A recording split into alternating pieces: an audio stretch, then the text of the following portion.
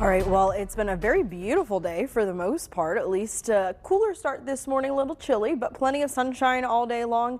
And we're still seeing that sun as well. Something else that we're seeing, though, is the wind. And the wind is going to continue to remain breezy through the rest of the evening hours. Still might be a little bit breezy tomorrow, but not nearly as strong as what we're seeing today.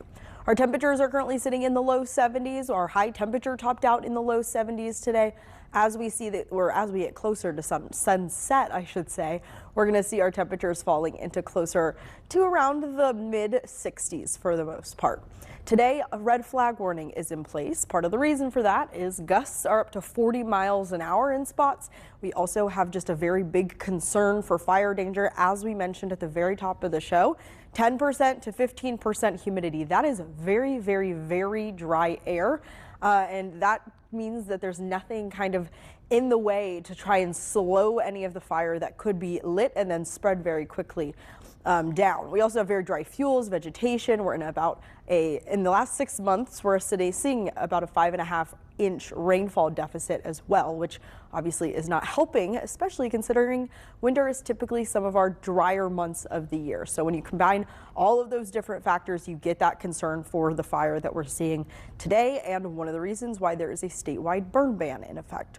Our winds are currently out of the northwest, anywhere from 10 miles an hour in some spots to 24-mile-an-hour wind in Greensboro. Now, our wind gusts are even stronger than that, and many of us have seen gusts to about 40 miles an hour this afternoon, which again is going to be those very quick, strong bursts of wind that could knock your trash can over, blow your hair all over the place, although today's just one of those days where it almost feels like you're stuck in a hairdryer because of how strong the winds are and how warm our temperatures are right now.